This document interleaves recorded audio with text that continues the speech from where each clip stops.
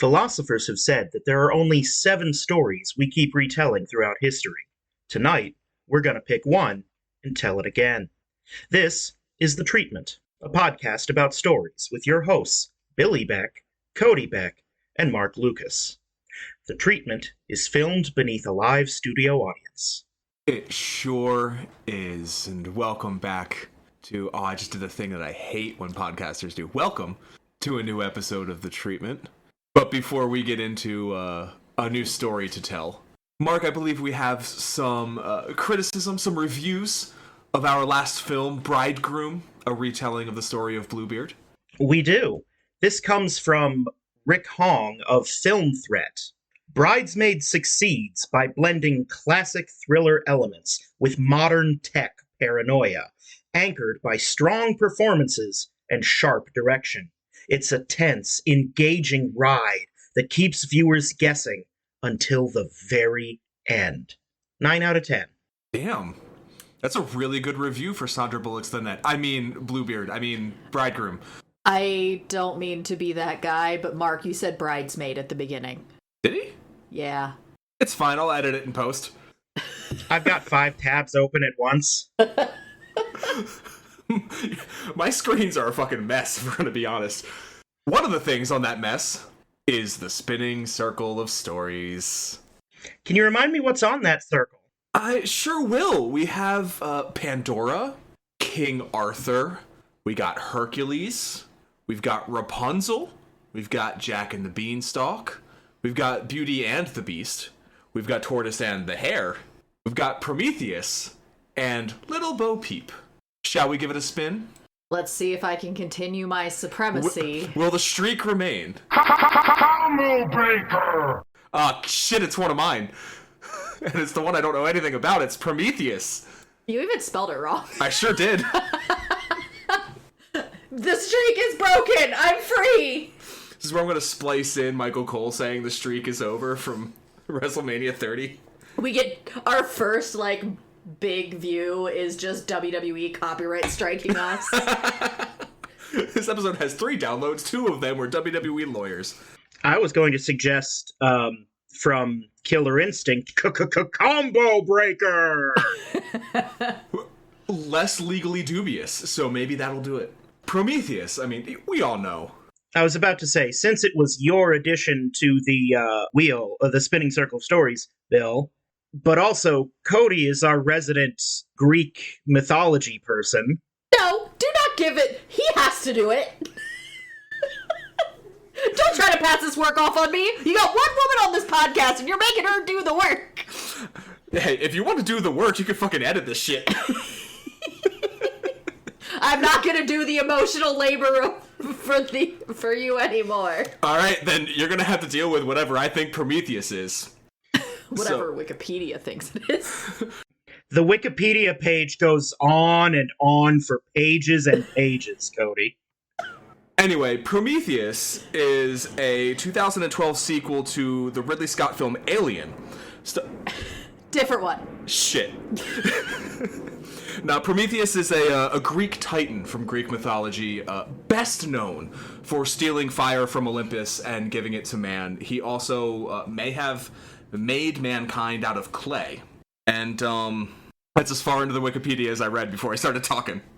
So, Prometheus thought that the way that the Olympians, specifically the gods of Olympus, treated humans and let them suffer, this, I believe, would have been the first age of humans, or possibly the second, not the master Greek era that we all consider the height of the gods of Olympus. This is one of the earlier versions.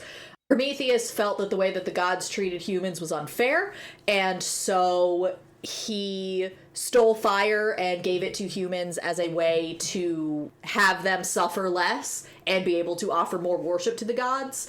And for that, he was punished by Zeus to be chained to a rock on a mountaintop, and every day he would have his liver ripped out and eaten by an eagle, and it would regrow overnight.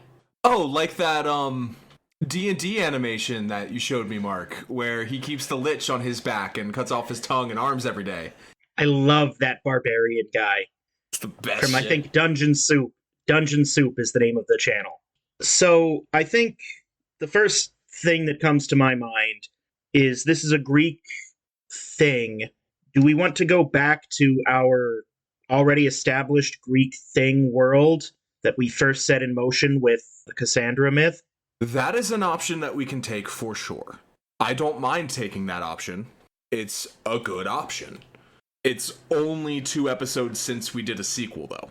But prequels are different than sequels. Prequels are different from sequels. It doesn't have to be a direct sequel or prequel as well. It could take place in that same universe. It could explain some of the animosity that the Greek god aliens have towards humanity. Yeah, because this could be... Because it would need to be more centered around the aliens themselves, as opposed to the human element of it. The humans are still there. Yeah. But we would have to establish Prometheus himself as one of these races of aliens. And without delving too close to 2001: A Space Odyssey, having Prometheus gift something to humans and be thusly punished for it. It also kind of gives, like, Nope vibes to me. What do you mean? So, have you seen Nope, Mark? No. I didn't know you were referring to a film. Jordan Peele movie, yeah. Yeah. There are basically jellyfish aliens that if you look directly at them, they will fuck you up. That's the briefest summary I can give of a very complex movie. It's a fascinating movie. Ah, yes, the children decided to sprint.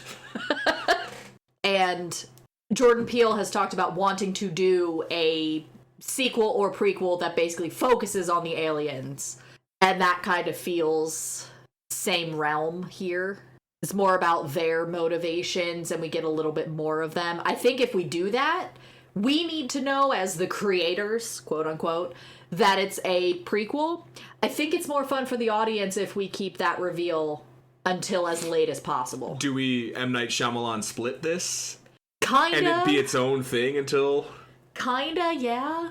Like, I could see that working. That's an option. See, I was originally thinking if we're gonna stay in that Cassandra universe, that was like just before and during the invasion. Logically, in terms of like Prometheus, that to me says first contact. Yeah, I would agree with that. Like when we were planning Cassandra, we had this idea that it was in the first couple years of Contact. These abductions had been going on for a while, and we've gotten used to it, but we still don't know what they actually want. To me, it seems like this would be... The logical thing is that this would be the first time there's any contact between the aliens and humanity. Would we want to go, like, full past? Like, period? Like, 50s? Could this be Roswell? I like that. And it's not just because I'm a very old man who likes the aesthetics of the 50s to begin with. Like 50s G-men, the suits and hats. Doo-wop music. Rampant racism. I mean... Well, yeah, but you're not supposed to call it out. So I think our Prometheus obviously has to be an alien. Yeah. But also, he can't be from the Galactic Federation that, like, the gods, in finger quotes, were in Cassandra. So...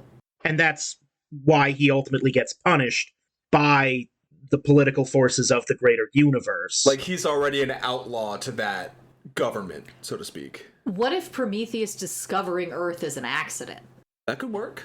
Because I'd have to double check, but I know y'all aren't super familiar with Greek mythology, so quick background. You have the whole war between the Titans and the gods because Kronos was eating his children, and then his wife, the Earth, gave him a rock to eat instead of Zeus. So Zeus got to grow up not in, his dad's stomach. And then eventually he... I'm sorry, did you say grow up in his dad's stomach? Yes. So he's eating them, but they're living in there? Yes. They're gods. They can't die. Oh, yeah. My friend Nietzsche might have something to say about that. I know you're old. You're not that old, Mark. Like eight movies down the line, I want that to be like the thing. The thing that kills the gods is called Nietzsche. So the I should also probably back up. The reason that Kronos is eating all of his children is because there's a prophecy that one of his children is going to overthrow him as the ruler of everything. Of course, you know how prophecies work. By preventing it or trying to prevent it, it comes to pass.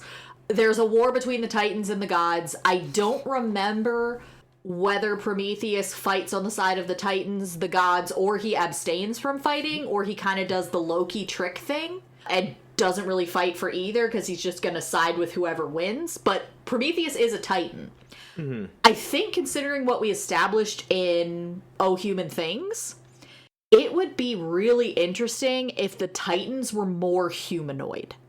So I'm thinking, first off, big picture, there are two competing galactic civilizations.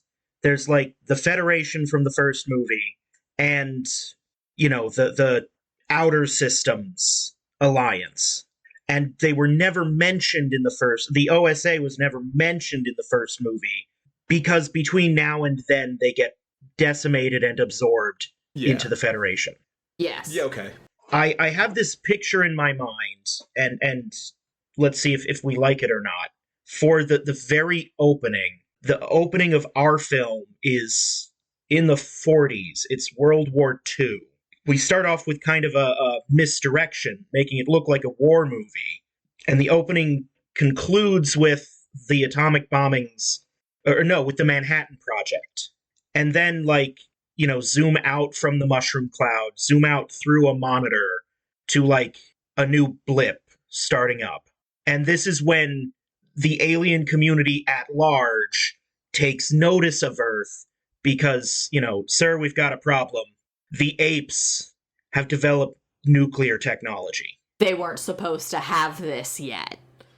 Just for the record, Prometheus did in fact fight on the side of the Olympians in the Titanomachy. So. Okay.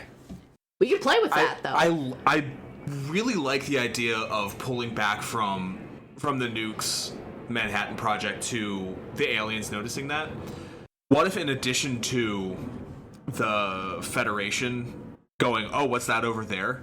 Maybe we have Prometheus already on the run. He's already stolen the fire, whatever we decide that is, and sees that and goes, the fuck is that? There's something there? I can go hide there.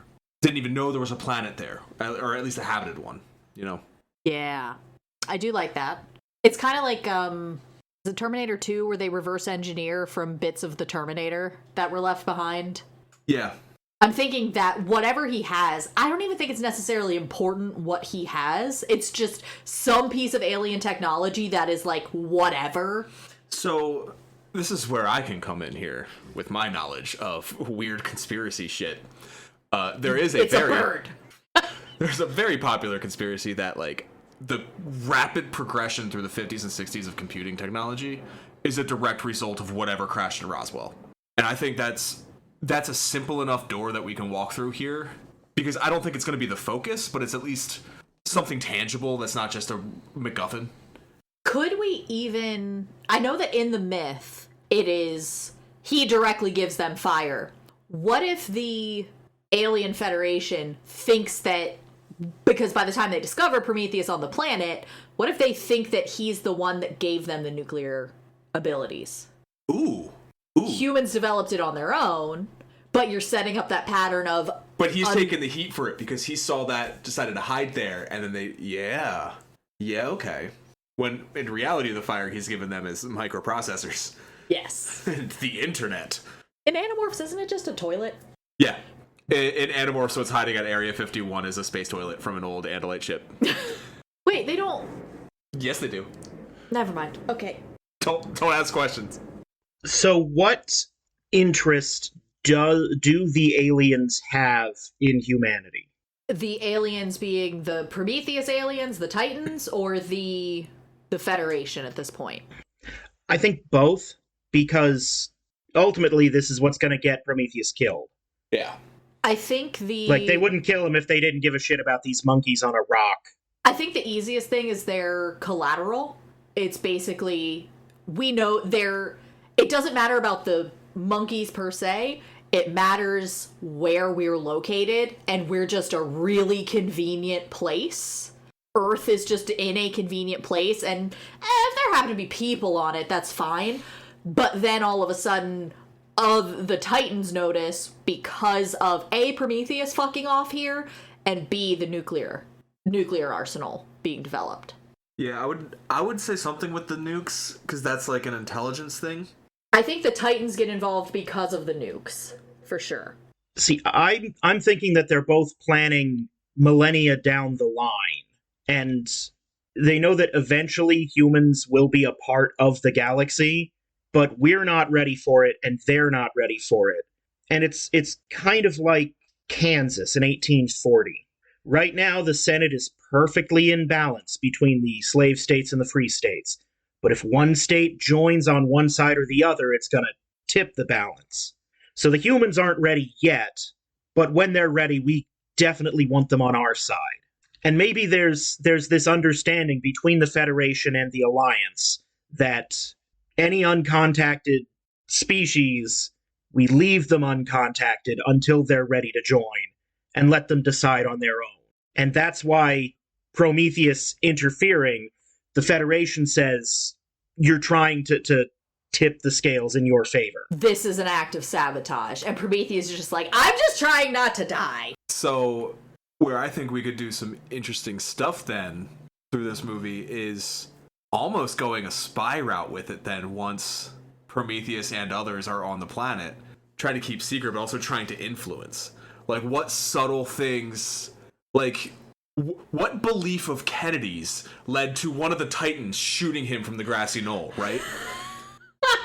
Like, because we don't establish that mankind as a whole has recognized these until way later, whatever time frame we set Cassandra in. Because I feel like we set that like 10 years from now. Yeah, it was like near future.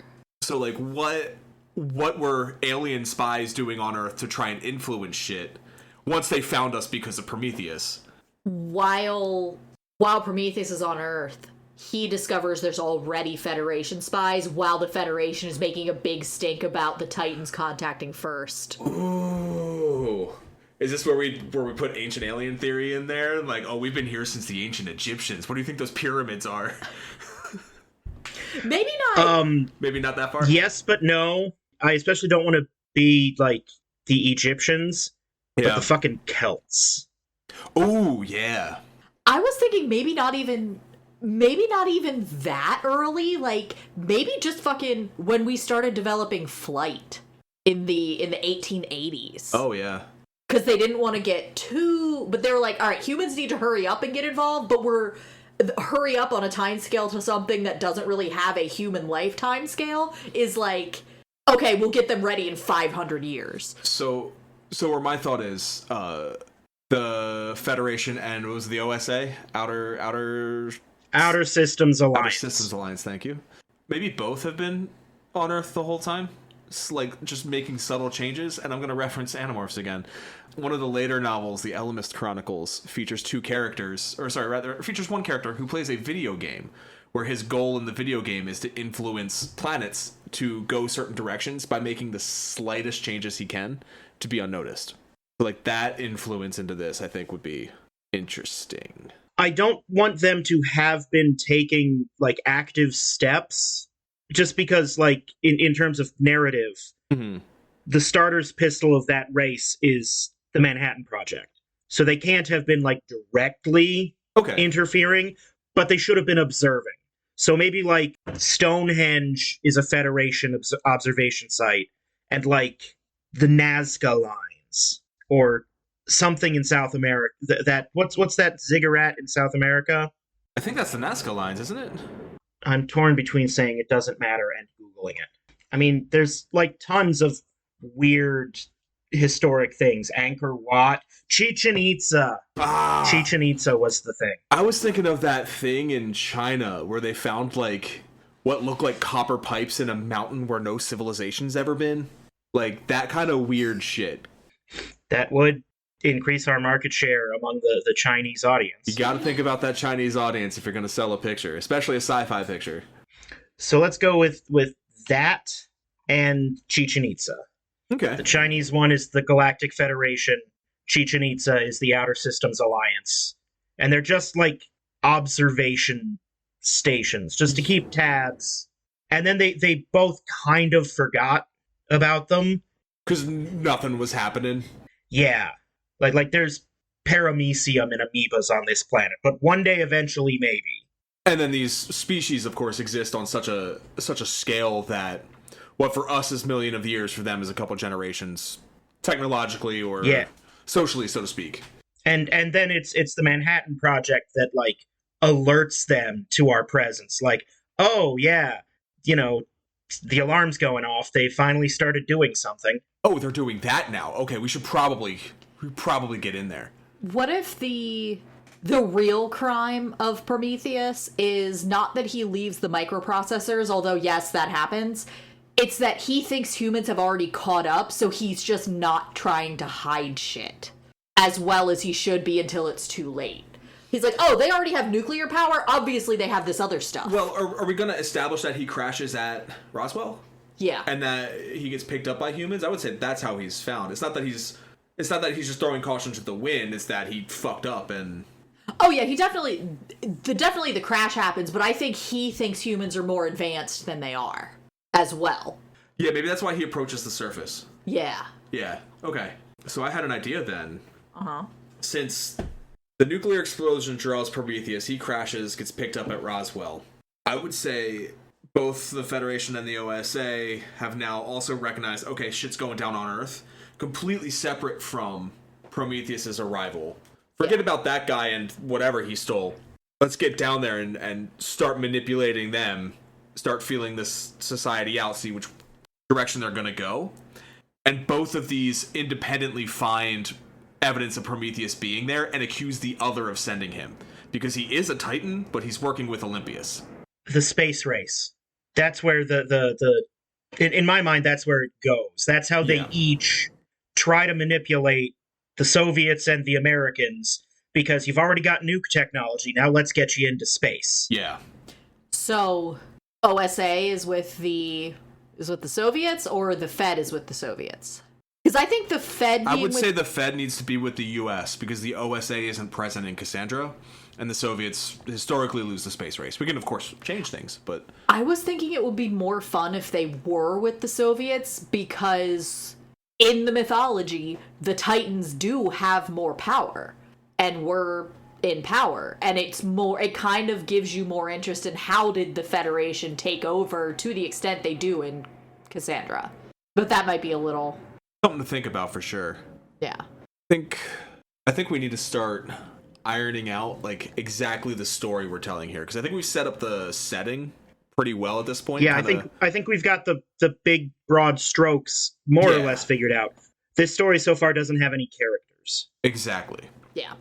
So I think first, another one of the like big picture type deals. The OSA aliens, I want to say they're a little bit more humanoid in physical appearance. Yes. I would say the OSA is like the Greys and like the little green men, like the aliens of lore, so to speak. And the Galactic Federation is more of a conglomeration of weird shapes. Like there's fish ones and all different kinds. What we saw in Oh Human Things. Yeah. The hodgepodge of weirdos. Little grub guy in a robot body and fish head and octopus tentacles. Like, yeah. Cthulhu Sentient ball shit. of gas. Like all that. The weird shit. Yeah. yeah. And also some humanoids among them too, because like we can even just kind of rip off in the background, like pop culture aliens from everything. There's a rocket raccoon and a Groot. Yes. Yeah, we talk normal. It's just that one guy. What's his name again? I don't know. Grinch? Something like that. Green. I am green. That guy's always talking. So, the opening, World War II, Manhattan Project, blip on the radar, and we get our hero. What's his name? Are you looking up the Roman equivalent, Cody? I was going to look up the meaning and see if I could find... Parnax. Carnax? Parnax. Parnax. It's a little bit tougher with aliens, because I feel like we can't really use a lot of Earth culture words. Yeah. So as much as I hate fantasy names. We kind of have to cobble together fantasy names for the... So Parnax. I'm okay with that. A second. Really? Are you okay, Cody? Yes, the only name that Prometheus means foresight or forethought, and the only other name that is close is Epimetheus. Cassandra. His name is Cassandra. So are we okay with Parnax then? I'm okay with Parnax until we come up with something better. Does it say Parnax is not too close to the fucking weird turtle thing in Skyrim? The turtle thing is Skyrim? Parthernax. Parthernax, yeah. I'm not worried about that. Honestly, I was. That's why I didn't name him Parthenax. Parnax is different enough. Exactly. That's why I'm not worried about it. We have to have at least one main human character as well. I think that would be important to the story. I'm thinking he's going to be... So what's happening in my mind right now is that there's Parnax, and he's going to be... If he's the one that fell at Roswell, then he's going to engage with a military guy in New Mexico. And then if we kind of get into the space race thing where both the Alliance and the Federation are interfering, then we would almost need, like, the opposite of Parnax with a Russian general. Zanrap. Is that too opposite? So, like, and maybe even a third alien. So it would be, in these three things happening are Parnax and, like, Major Abernathy. The Federation alien. Is he also related to Old Man Abernathy from JD? Look, I'm not good with names. I'm going to recycle them a lot. That's fine. Until we come up with better ones. I have nothing against it. Speaking of recycled names, what about Jason? As one of the aliens. Just Jason? The name that he gives to humans. My name is whatever, but you can call me Jason. Yeah, I would definitely say whatever Federation alien we follow has to have a name that's unpronounceable with human words. It's just like some clicks and hums. But you can call me Joe. I picked Jason specifically because of the Golden Fleece, and Jason fucking sucks. Sure. So, back to what I had been saying. There's Parnax and, Major General Doubleday. I think we also need a scientist there. Sonaj and Nikita Khrushchev. And then third alien, and eventually it's going to be Kennedy. Kennedy, and then, the space race stuff. Yeah. So at least, there's our characters. Unless we have something else we want to do. I mean, we also need Zeus, but that's later. That's gonna be, endgame stuff. That could be a sequel hook, too. Because I'm trying to think what time frame we want to cover here. I don't know if we want to go all the way from... When did Roswell happen? Was that the 40s or early 50s? 47. 47? I don't know if we want to go from 47 all the way to, 88 or 92, wherever we want to... See, I was thinking at absolute most, Apollo 11. I was thinking even 69. Sooner. I was thinking that Kennedy speech where he says we're going to go to the moon by the end of the decade. And then the space race itself happens that's the denouement of the film, is the space race happening. Because at that point, the audience would kind of know where it goes from there. I think it would be really interesting if the whole film was the setup to why the space race happened the way it did, is because of these alien influences in these two governments plus the shit at Roswell. I also think we need to decide in terms of tone. Is this tragic because it was always going to happen this way, or is this tragic because it didn't have to happen this way? Because that's going to influence the decisions for... Tragic in what sense? Because if we're ending with the space race and putting man on the moon, that's not necessarily a tragic thing. But at that point, the audience is going to realize where this is going. Oh, the Cassandra bit? Yeah. So how do we get from they're helping us get to the moon to they're harvesting us and treating us like lab rats? Okay, I feel you. Well, honestly, do we have to do that in this film, or? I think that the drama and what happens, it's going to be whatever happens to Parnax. Yeah, I think that's where we should concentrate. Prometheus isn't a tragedy for humanity. That's true. Right. So I'm thinking and now I'm also just looking up historical events. Sputnik was launched in 1957. Okay. The first American satellite. Probably 58, if not later in 57. 58. Yeah. 58, Explorer 1. John Glenn would have been 61, 62. And Yuri Gagarin was April 61. Yeah. That's right. Gagarin was the first in space, and Glenn was the first orbit, or was he the first American? First American. First American. Never remember. My space race knowledge. It's been so long. The only time America ever invested in education. Yeah. Okay, so Manhattan Project, blip on the radar, Parnax, he's an Alliance alien. Have we settled on him being an outlaw? I think so. I think what would be interesting with him, and what would set stakes and set the drama in the story, is that both sides realize he's there, and he is an enemy to both sides now. The Titans, or the OSA, because he was one of them, but turned coat and was working with their enemy, essentially. And the Federation is against him because he... Do we want to say he stole tech? He didn't like the plans that the Federation had going forward. They didn't align, so he stole a spaceship and fucked off. Okay. What happens in the original myth? Why does he... I believe he does not like how humanity is treated by the gods. Okay. And that's why he gives them fire. Because he sees that humanity's basically stumbling around in the dark. Gotcha. Yeah, I like the idea of him just fucking off, maybe because he's seen too much war. Maybe, and we can find this out in flashback or dialogue later, but he was pivotal. He was a pivotal piece of a war operation for the Federation, and he had a change of heart and bailed on that. So a battle or an operation or something failed because he wasn't present. Maybe he needed to be a spy or a Trojan horse or something to get onto a base, something like that. And he bails on the plan. Plan backfires. He's labeled a traitor now by both sides because of his actions. So I would say the end of Act 1 is everyone's now on Earth, and then they realize he's there. See what I'm saying? So I just double checked. The oldest version of Prometheus says that basically he tricked Zeus into accepting shitty offerings, and that's why Zeus hid fire from humans. And Prometheus is like, yo, dude, you made the shitty fucking decision and gave fire back to humans, and so that's why Zeus punishes him. So that kind of ties into the idea of him being an important war piece, like war, and it also ties into him being like a spy. Yeah, because I like the idea of doing some espionage here. Because he's supposed to be a challenger, not a good one, but he's supposed to be a challenger to Zeus because he is smart. Mm-hmm. So I'm thinking the Manhattan Project is a blip on his radar, but also the two governments. And he posts up on the moon to keep us under observation.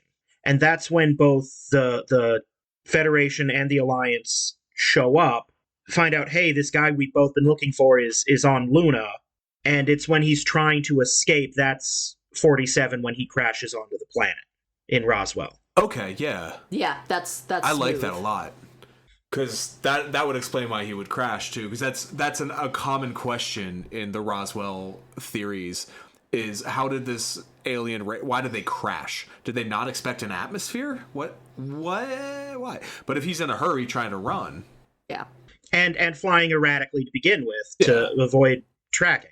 I like it. And now both the Federation and the Alliance know that, ready or not, humanity is going to be in place soon. Mm-hmm. And so maybe Parnax getting picked up by the military in Roswell, he wants to prevent war as much as possible. But the Federation and the Alliance figure we have to take this into our own hands now, so we're sending down a spy to the biggest governments among these monkeys. LBJ is an alien. No, but like someone is. Who's like I want to say that? Robert McNamara. Oh, who was it? CIA guy. Hoover. J. Edgar Hoover. Oh, God. Would that work timeline-wise? He did suck. 35 to 73, I think. No, that can't be possible. Was that his years active in the government, maybe? Bureau of Investigation, Depression-era gangsters, American Mafia. He founded the FBI in 35. He died still in office in 72. Yeah. I mean, the alien spy maybe would be able to shapeshift or cloak or look like existing humans. Yeah. What if we like Mystique it from X-Men and the spy just appears as historical figures to lightly influence thing and then fucks off? Yeah, I'm thinking they're the Men in Black. Specifically, the Federation, the fucked up weird looking ones, Mm-hmm. cloak themselves as humans wearing suits. Yeah. So like Eisenhower just enters the Oval Office and there's a man there. I'm Mr. Black and I'm going to be your best friend. And which department do you work for? That's classified, sir. I am the president. Still classified. Like And maybe he can have just like a palm-sized digital holograph of like the Milky Way. And he's like, that's classified, but you work for me now. We don't have to get into like the specifics of how he convinces the president of the United States to keep everything secret and do what he says. you want that Cuban Missile Crisis taken care of, then you're gonna listen to me. So the end of Act 1 is Parnax crash landing on Earth, and the GSA and the GF and the OSA resolving to influence, moving in to influence. I think somewhere down the line we're going to have to make a movie about how the Federation wipes out the Alliance, but that's not us now. When we get another Greek myth that makes sense, that's when we do that. I think at the end of Act 1 is when we need to introduce because we have, our audience is human. We need to have a human character for our audience to relate to. And I know Parnax is going to be a very close analog, but we need a Lilo to his Stitch. And I think that would need to be either a scientist at Roswell or a scientist's kid at Roswell, like Maria in Sonic the Hedgehog 3. Yes. I was thinking kid. For the dumbest of references. Here's a thought. A scientist guy, and also he likes to go to a diner in town, and we also get like the waitress as a female lead. A la Debbie like that. from Baby Driver. Yeah. And he doesn't have to be like an older scientist. He could be like, Oh no, he should be young. yeah, young, dumb, and full of cum. She's fresh out of high school and trying to figure out what she's going to do with her life if she's working at her mom's diner or dad's diner or whatever it would be. I feel like they should be like the scientist and this fucking waitress should be like having a rom-com in the background. But Yes. it would be in the foreground. Like, because we need to spend some time with these characters. I'm thinking more like it's their love story isn't important, it's only important in that it's important to Prometheus. Yeah. Parnax, sorry. I knew what you meant. So I think we might have to do a bit of time shifting throughout this. Because otherwise we're not going to cover like 23 years. No. Easily. Yeah, you're right. So I think that's what we would be doing in our Act 2, is as time progresses, we see our scientist and his lady that's the rom-com in the background. They get together or whatever, have a kid or something, whatever, they progress. Parnax starts slowly working with this scientist. I would say his motivation would be to, I don't know how to put this, broker peace, but kind of broker isolation. He realizes that the only way to protect humanity is to start giving them more knowledge, but he understands that they're a primitive enough species that needs to happen as slowly as he can stand it. Mm-hmm. and maybe so the Men in Black approach J. Edgar Hoover or President Truman and say, you need to deal with this thing in Roswell. Shut it down, shut it all down right now. And the scientist man helps Parnax escape in disguise so that he lives among us like Klaatu. Yeah. Have you guys seen Yeah. The Road to El Dorado? Of course I have. No. Of course you have. I saw it so long ago I don't remember it. Do you remember the scene where the blonde guy is living among the people and like basically falls in love with the world of El Dorado? Mm-hmm. I feel like that's kind of what needs to happen with Parnax here. Like, he kind of needs to develop an actual affection and connection to the planet and to people. Exactly. And I feel like that's what Act 2 needs to establish. So I would say Yes. Act 2, for the most part, is progression through time. We need to get towards the end here, and this is where we do our time skipping. So we're going to see the Federation and the OSA and their actions to influence actual world events that push us closer and closer to the space race. Meanwhile, we're seeing Parnax falling in love with the human race and trying to push the human race basically towards peace through galactic isolation. Yeah. And I would say he starts influencing art. Like, he's hanging out with Andy Warhol. And he creates the lava lamp. Like, technological advances that are completely worthless outside of aesthetics. Yeah. Like, he's big in the hippie movement. I want to say he really likes music. Oh, hippies is way later. What am I fucking talking about? But the beatniks. Yeah, he's the Beats. Yeah. Thank you. I jumped ahead too many decades. Yeah, I think he... art, culture, music, the And the reason I said music specifically is because that's, at this point in time, there's a lot of technology happening. Electric guitars. That's not immediately visible. Yeah. Tube amplifiers. Yep.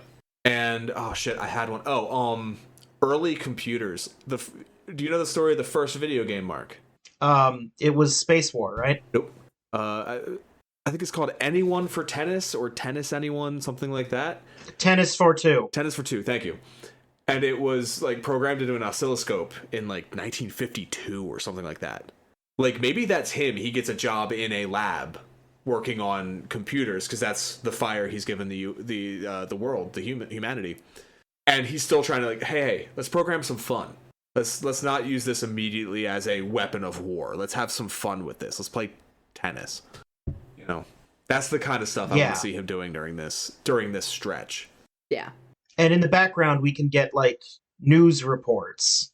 And maybe he recognizes, like, in the background of that shot, that's one of us.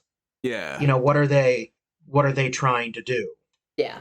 So Act 2 in general is the love between Scientist Man and Waitress Lady as they run away from Roswell and become beatniks with Parnax.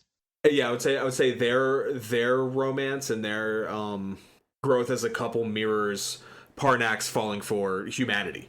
Like, that's like what draws him to humanity. And it's a cliche in this kind of movie is like the human capacity to love alongside, like, he sees humans creating art and having joy, and he saw none of that in this ancient, eons old galactic war that he's been a part of his whole life. Yeah. Mm-hmm. Okay, I dig it. How does Act 2 end? All right, I'll zoom out a minute because I don't actually know that much about story structure. In general, how does Act 2 end? So are we doing 3 or 5? I'm thinking a 3-act structure. Yeah. I don't know if we have enough detail for 5. So this would end kind of, we need our main characters at their lowest point. So this is where Parnax gets caught or captured by the Federation or one of them. This is where our characters are at their lowest point. Do we kill one of the people in the capture? Yes, and it has to be cold, quick, and brutal. If we do, it's got to be cold, quick, and brutal. Yeah. Like, he's enjoying dinner with the family or something at the diner, and little Jimmy's doodling on the placemat, and Carl and Jill are having, and then out of nowhere, Carl's head just explodes as the Men in Black walk in. Like, just fucking brutal. Jarring. Shakes you out of your comfort. Do they get black bagged? Oh, absolutely. I think that's what needs to happen, is they all get black bagged. I was thinking only Parnax gets black bagged because the humans aren't even important. They kill one and they just leave Jill and Jimmy or whatever. Carl gets blasted because he tries to prevent it. I feel like the scene that I'm seeing in my head is they all realize that all of a sudden it's too quiet in the diner, and then they realize they're the only ones in the diner, and then Like, there's not even a wait staff. Yeah. Not the diner, because they left Roswell and they've been traveling. Oh yeah, they're at like a nice-ish restaurant in New York or something like that. Yeah. I want to say they all get black bagged immediately, and then it's a hard cut to, I want to say, definitely like a space base, but I don't know whose yet. Olympians. Yeah, I would say the Federation. Okay, so it's a Federation base somewhere in space, And the reason they take the humans, they take Parnax because, he's intergalactically wanted. But the reason they take the humans is to find out how much he's already done. What if we don't even see them kill Carl, whatever the scientist's name is? We just hear about it after the fact because when they're talking to him, they're just like, oh yeah, we dissected his brain to figure out how much he knew. Parnax wakes up and asks where they are, and they're in that probing room we described in the Cassandra one, where they're all getting different experiments done on them to tie it in. Yeah. Up until now, we shouldn't have seen the specific aliens from Cassandra. Yeah. Yes. Like the specific alien types. I think this is the point where it's like, this is what we're fucking with. Okay. Yes. And maybe it's like, because this is 70, 80, 90 years in the past, the instruments aren't as technologically as advanced as they were. Like, the slug guy's robot body is a little bit more half-assed than we see it in Cassandra, that kind of thing. Yeah, like, it's still light years ahead of everything we've seen on Earth, but no pun intended, but it's not as good as we see. It's more like the power loader from Aliens. Yeah. Yeah. Whereas in Oh Human Things, it's like if that power loader were designed by Apple. Yes. Bingo. So now where does the story go? We dissected his brain. I want to say they interrogated, what did we say the guy's name was? Carl. We interrogated the human and then dissected his brain. The human has given us information, and then he looks and Carl's like, just top of his skull has been removed and his brain's not in there and he is just dead.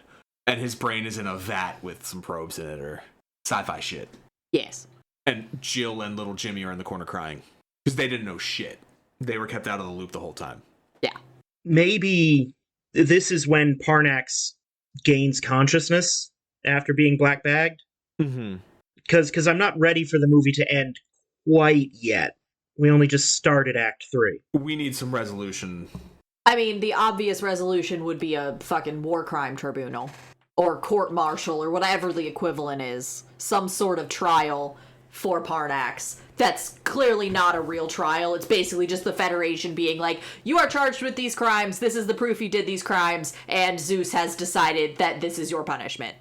He needs to have a rousing courtroom speech where he points out all of the hypocrisy and how the Federation has been manipulating this for decades. And before we get to that, though, Jill and little Jimmy got to get off this station. His last act of traitorry is getting them home. Yes. So somehow he slips his space bonds.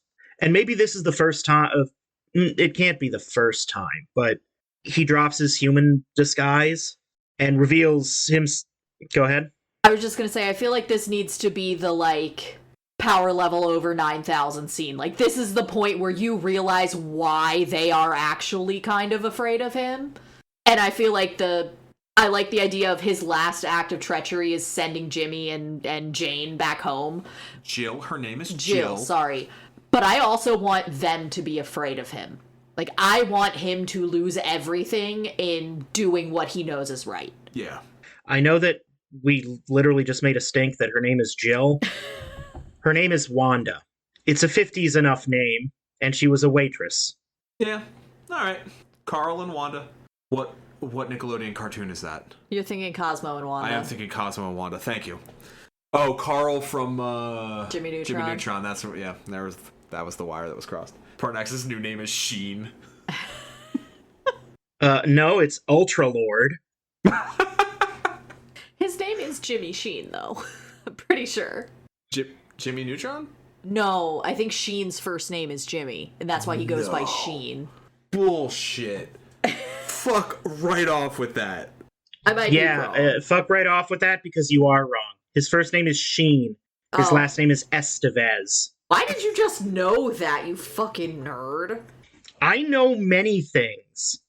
So, Parnax slips his bonds, incapacitates the jail-keeping alien monster, and do Wanda and Jill Jr. or Jimmy Jr. know? I mean, they have to know that he's an alien. They have to have known by now, right? I would say during Act 2, they wonder what's up with him. Like, they know that they don't know where he's from, but they're not quite sure what's going on. See, I think Carl knew all along. Yeah. And I think just by nature of Carl being in love with Wanda, they would have let it be known. Like, he just constantly refers to him. He's like, oh, he's my friend from Germany. He doesn't speak German. He doesn't have a German accent. I feel like it's one of those things where Wanda was never explicitly told, but she kind of figured there was some science-y fuckery going on. Mm-hmm. Understands it's better for her not to know. Yeah. What if Wanda knows, but has never actually seen him mask off? She just knows that he's the thing from Roswell. Yeah. But this is the first time I've actually seen you with all your tentacles or whatever. Yeah. Yes. I would like it in this scene, like, we, the audience, never see his true form. We always see him in, like, his compact humanoid gray form. Yeah. And he has, like, a disguise or whatever he wears when he's out in public. I want, like, him to unfold out the back.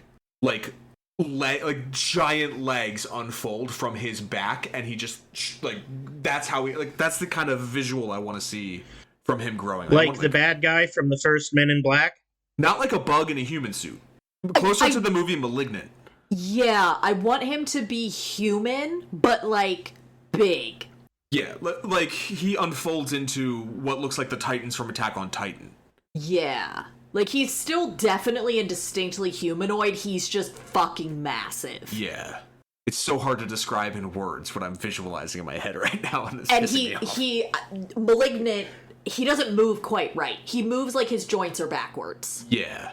So, he helps them escape and reveals his true form. Mm-hmm. I want to say the kid is afraid, but Wanda isn't. Yeah. Because Wanda, like, having seen him transform, she knows that this guy's been my friend for, like, 20 years now. Yeah, he's got my back, I hope. He has so far. Maybe she's afraid at first, but, like, he turns back towards her and, like, winks or something, like, relax, I'm still me. And that sets her at ease, even though Jimmy's, like, pissing his pants. I would think he needs to...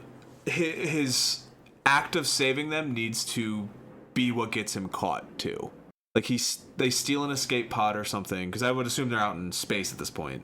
Space. After they get black-bagged. Yeah. Black-bagged. They're on the moon or whatever. Yeah. He steals another transport. I think he needs to realize he's not getting out of this, but he can get them out of this. This is, like, his final act of defiance. He needs to make it look like he's escaping without them, while also making sure they escape safely. Yes.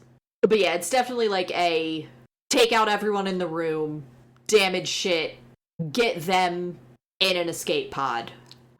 Launch 3 escape pods. 1 empty, 1 with them, 1 with him. Yeah. That gives them a 1 in 3 chance of escaping, which is better than they'd have otherwise. Yeah. And then he deliberately sabotages his own pod. Because I kind of feel like he's done at this point. He's accepting his fate. Yeah. Yeah, he needs to have that Bruce Willis and Armageddon moment. He doesn't sabotage it. He pilots his directly towards whoever's pursuing. Yeah.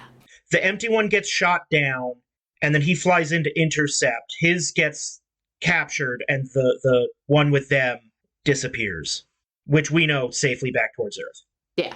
We don't even get closure on that. We don't know what happens to them.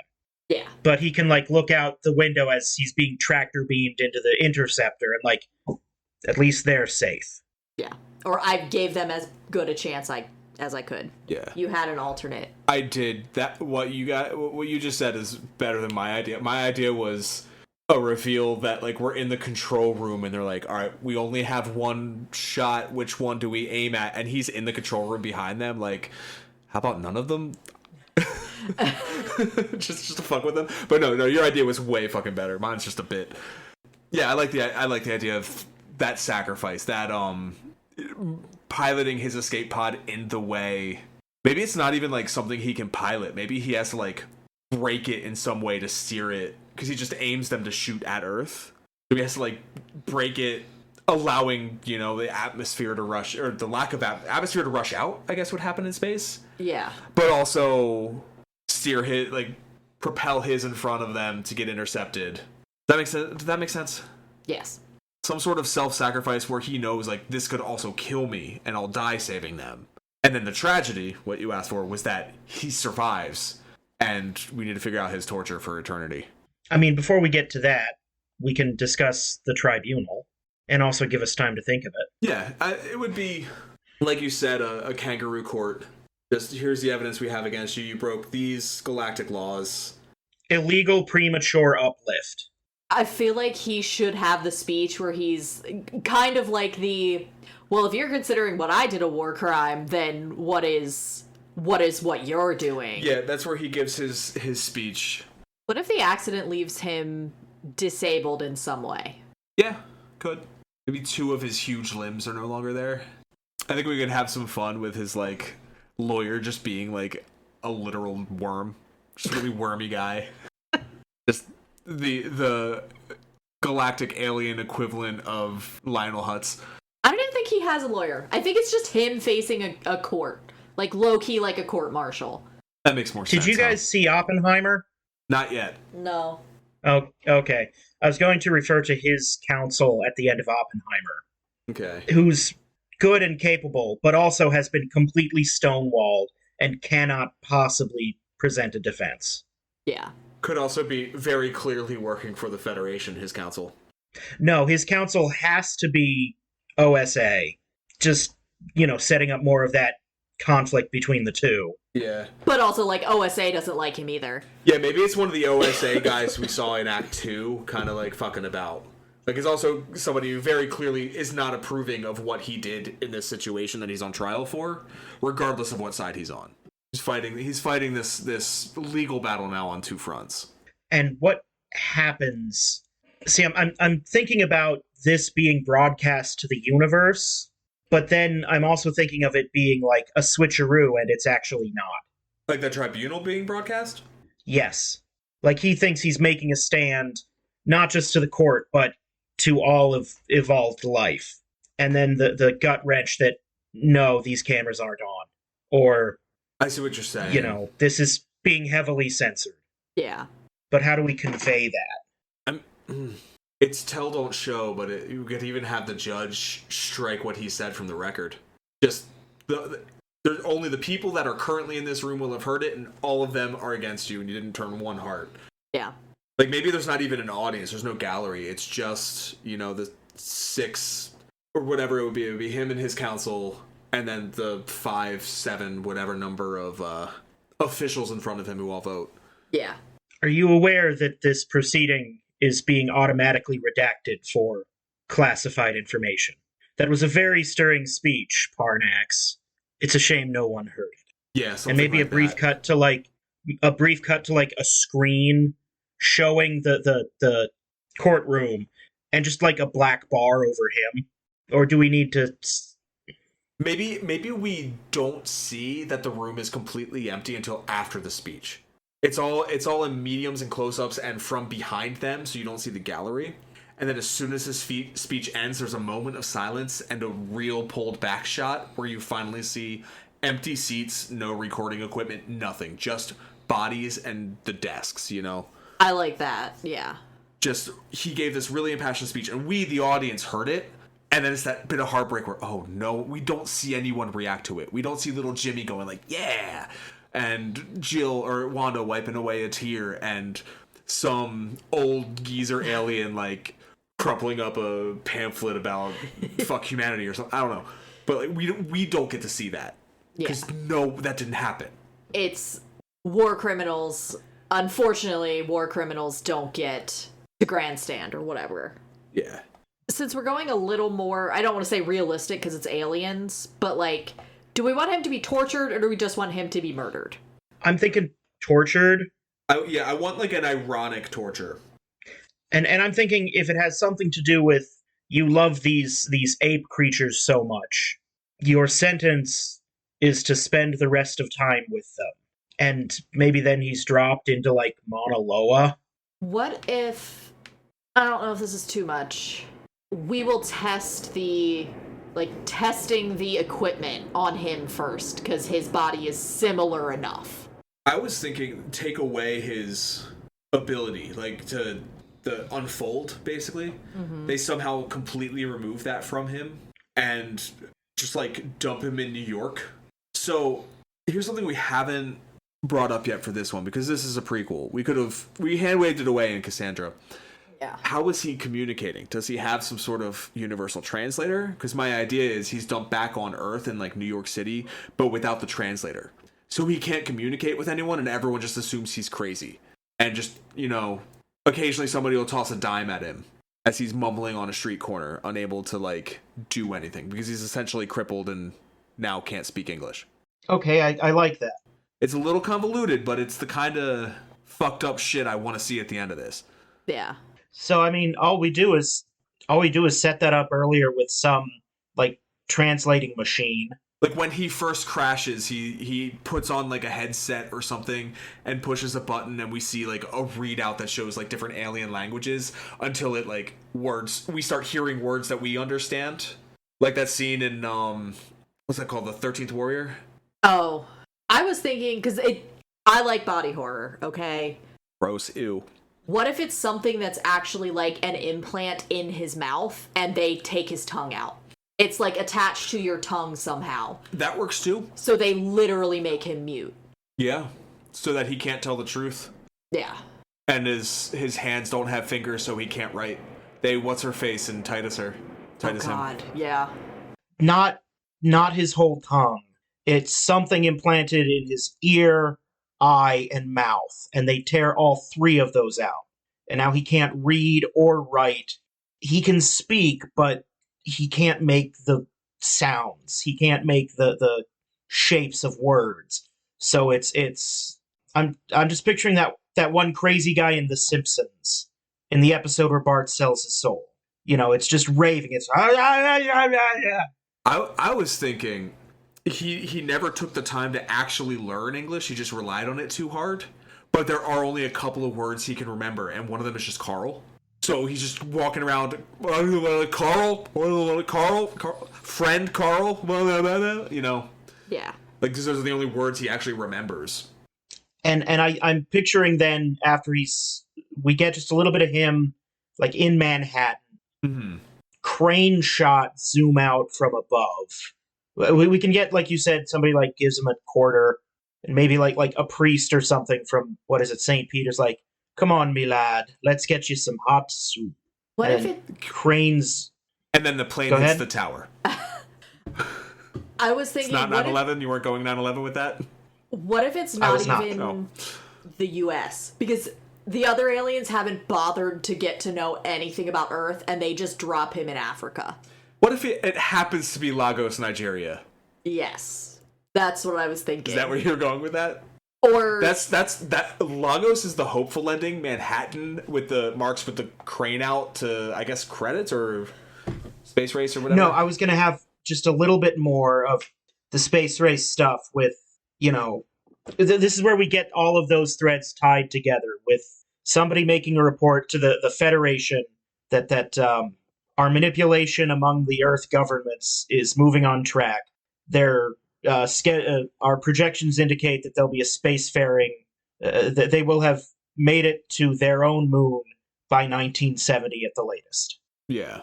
And maybe even, I would like also a report like, oh, the OSA was also active on this planet, but this is a warring species. They'll figure that out. We have to leave that to them. Something like that. Like hinting at we're going to fight over this, even though I guess technically we kind of haven't, except for all the proxy wars during the Cold War. Yeah. I don't know. There's some fun dialogue we can have hinting at U.S. history and world history there. Yeah. But no, I like that. That's a more tragic ending for sure. And I mean, Prometheus has to have a tragic ending. I mean, for Prometheus. The original, his liver's getting eaten by hawks every day or whatever it is. An eagle. An eagle, sorry. Yes. We're talking about film. All eagles sound like red-tailed hawks. He does get freed eventually. Yeah, but nobody knows that part of the story. That's not the fun part of the story. It's true. So, anything else for the story? Yeah, I'm trying to think if there's anything we need to maybe flesh out a bit, like in Act 1. But mostly what I want to do is, like, just go through, like, the 50s and see, all right, which aliens were influencing this world event? Like, was there a bidding war for the German scientists between the two sides that we didn't see, like, with aliens involved? Like, why did Operation Paperclip win out and not the Soviet version? Anyway. So I guess, should we move on to casting then? I guess that's the next step, yeah. So I'm guessing we need voices for the aliens. We need voices for the aliens, we need a Carl and a Wanda, and little Jimmy's just gonna be little Jimmy. Yeah. In terms of historical figures, I think that's something we just find an actor who looks the most like them. Yeah. Yeah. Okay. You're gonna laugh, Cody, but I honestly currently think she's perfect for Wanda, Rachel McAdams. Yeah. Yeah. I can't argue with you. It's Rachel McAdams. It's dead on. It's not just because I happened to watch The Notebook last night and have a good cry, but she's got 1940s face, man. She really does. She suits that era. Yeah, she plays period really well. So I like her there. For Carl, I almost want like a John C. Reilly type. Like, I don't want someone dashing and handsome. I want someone who's just kind of like friendly. I'm not loving John C. Reilly for Carl. I like his energy, not his look. Exactly. Yeah. I want somebody kind of. Imagine if you took John Mulaney and turned him into John C. Reilly. Imagine you made a biopic of John C. Reilly and cast John Mulaney as the main, and you have Closer to What I Want. Yeah. Now, what fucking actor is that? Pete Davidson, no. No, God, no. Oh, no. James Marsden's too hot. We were talking about this last night. Yeah. He's a character actor stuck in a leading actor's body. Don't say Ryan Gosling. Don't say Ryan Gosling. He's not nearly nerdy enough. Christopher Mintz-Floss. No, fuck no. Too young. Idris Elba for the voice of Parnax. Yes. If not Idris Elba, Isaiah Mustafa. Yeah, I want him to have a way deeper voice than you expect. Yeah. Carl. Who's Oh, if he were 30 years younger, Rick Moranis. Yeah. That type. Who played some of the not Oppenheimers in Oppenheimer? I don't like that the phrase modern Rick Moranis on Google just gives me, what does he look like now?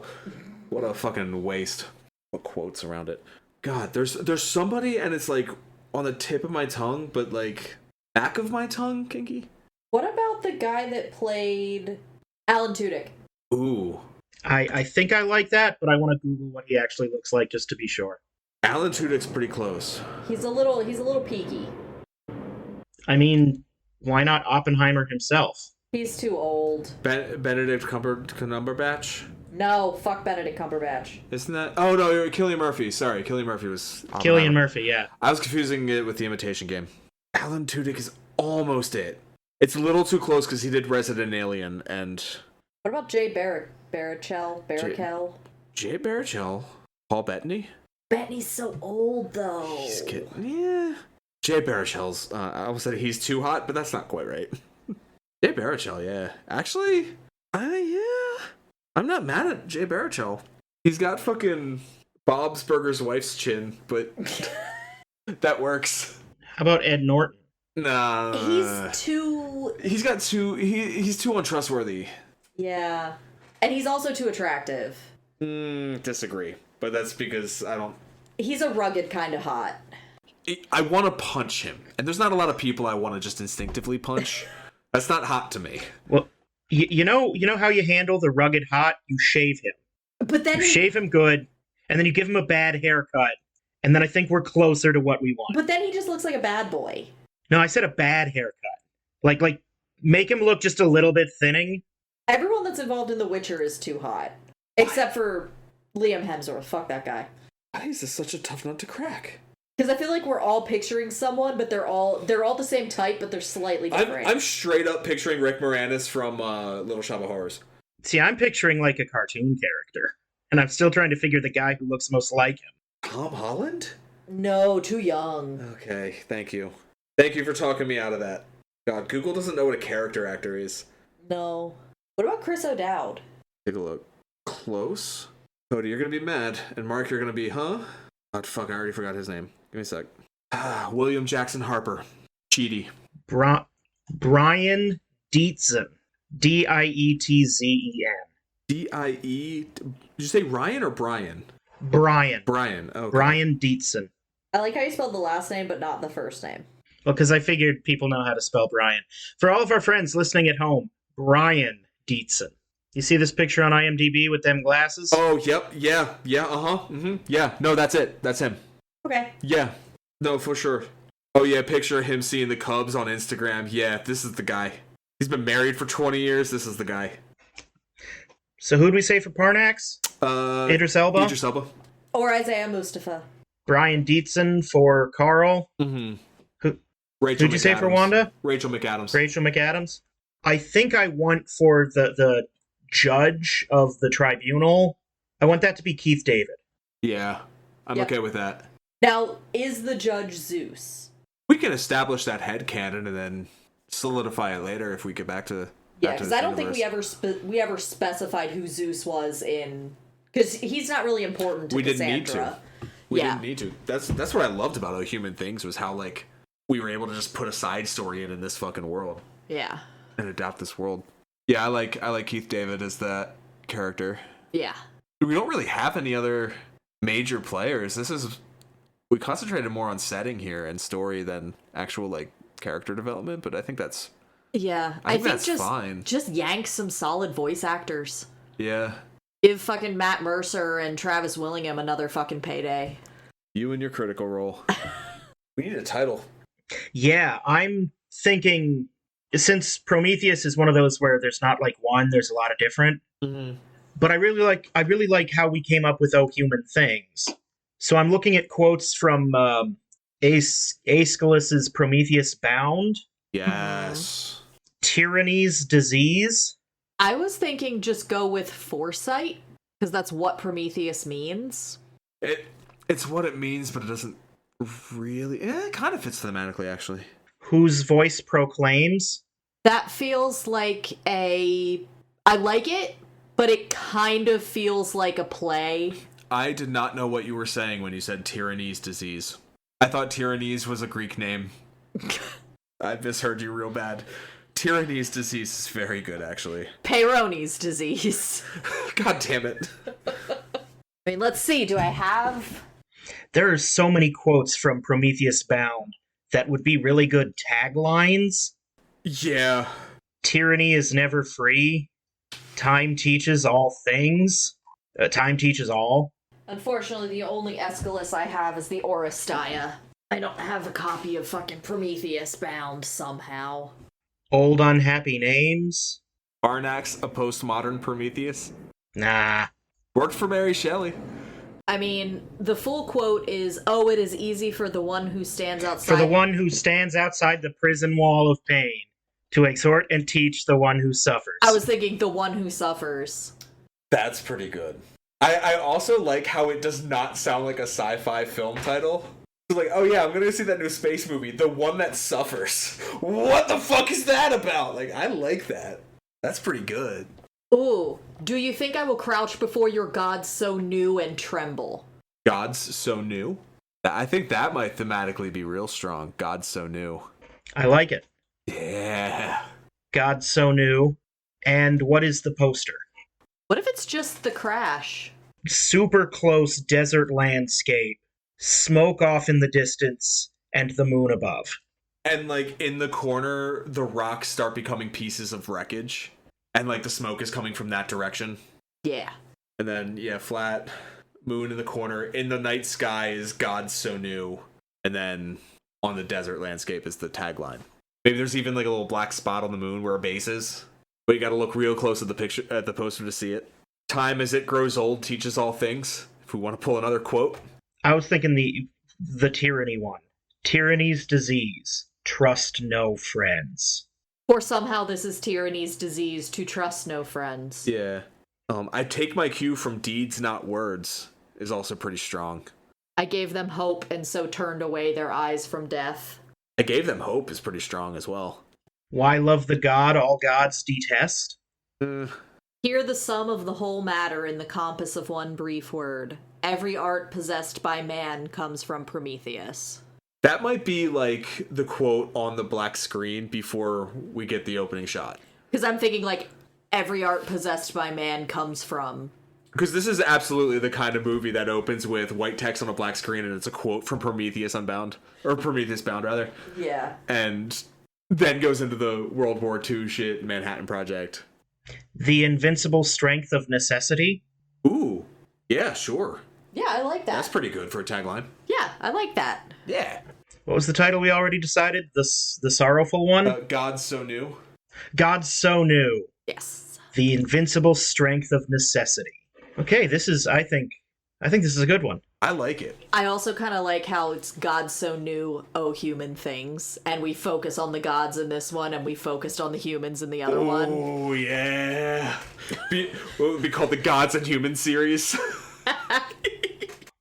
That's better than the title I've been using in my mind, Space Grease. Greeks in space. We're Greeks. We're Greeks in space. It's even worse than that. In my mind, Greece was spelled with an A. Space is the word. It's the word. Go Space Lightning. And I guess since this is something that we've been kind of doing, when does this one release? This feels like another summer one to me. Yeah, this feels like a midsummer release, like July 1st. Yeah. And say the title one more time. The New Gods? Gods so new. Gods So New. Gods So New. And you can see it in theaters this July. We really like a July release. Everybody likes July releases. They're good movies. If we're gonna make big action blockbusters with like fucking space shit and drama, then yeah, it's gonna be when we do our horror shit that gets dropped in February. Our family pictures are in Thanksgiving and Christmas. This has been The Treatment, a podcast about stories. I've been your host, Mark Lucas. Billy Beck. Cody Beck. And we'll see you at the movies.